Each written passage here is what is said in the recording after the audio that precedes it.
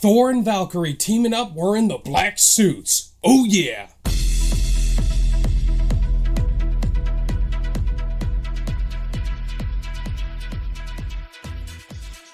What's going on, guys? Ryan O'Toole back here again, giving you guys another review. Today I'm going to be reviewing the fourth film in the Men in Black franchise, and that is Men in Black International.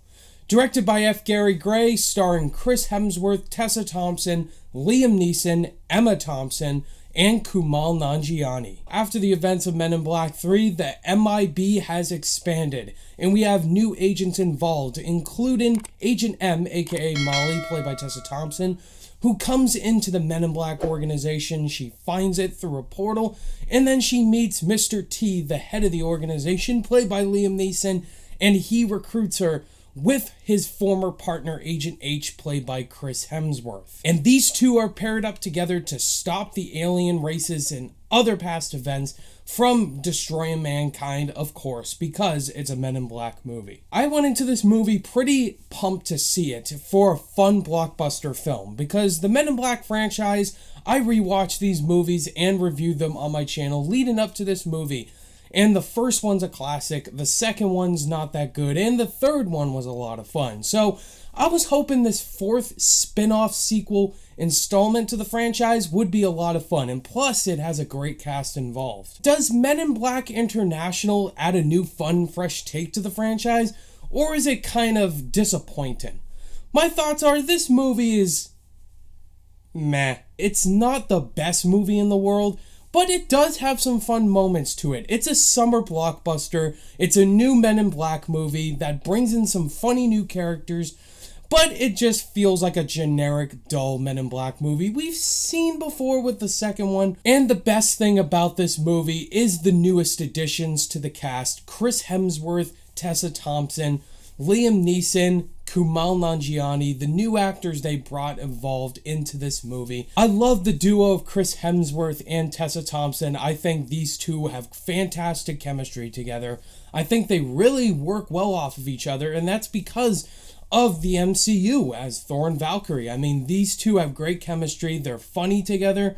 And once they're paired up together, they just bring a lot of good jokes and good fun to the film. Chris Hemsworth's character is kind of unlikable at the start, but Chris Hemsworth's charm, charisma, and his humor makes the character enjoyable from here on forth. And Tessa Thompson's character is really likable. The whole movie starts with her character. Something happened with her family when she was a kid, and the whole film is focused on her character. So Tessa Thompson definitely feels like the main character of the movie. Liam Neeson is Liam Neeson. He's great in everything. Emma Thompson comes back from Men in Black 3. She was fine.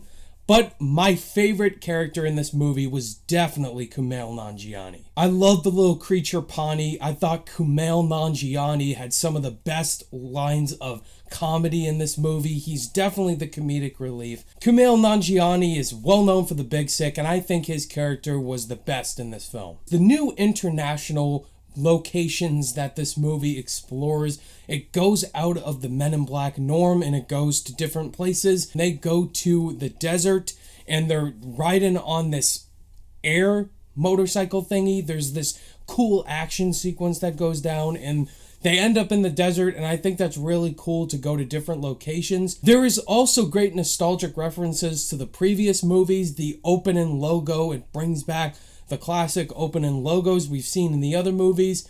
There are some callbacks to the originals, but there's definitely something which I will get into the negatives for sure, but I thought the cool nostalgic references were good. I think the biggest issue I had with this movie was the missed opportunities it could have had. Tessa Thompson's character, there's something about her character that they could have done which would have been, oh my goodness. They could have referenced so many things with this character. There's no big callbacks to classic characters from the other movies, and they could have had a really cool opportunity with Tessa Thompson's character that they didn't do at all. Rebecca Ferguson is also in this movie, but her character doesn't do much at all, and she has this really weird wig in the movie, and she has multiple arms, which was weird. There's also this subplot involving this creature and Tessa Thompson, which was just thrown in there. If the film would have taken those references like I was talking about, those nostalgic references to past characters, then I felt this film would have been more nostalgic and crowd-pleasing to the fans, but they just throw it away like it happened, but it doesn't happen now. Men in Black International had the fun moments, it had the disappointing moments, but it does have some fun blockbuster shoot 'em out scenes, and it has charismatic new actors, but a lot of missed opportunities here. So I wouldn't call this a great movie, just under average. On my rating scale, I'm going to give Men in Black International a 2.5 out of 5 stars. This is just under average for me.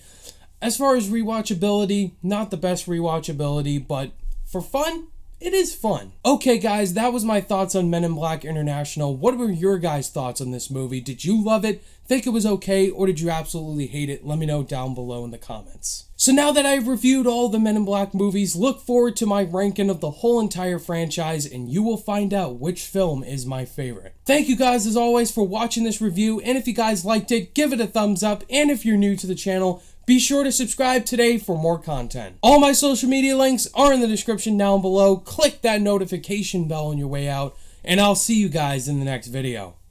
Bye!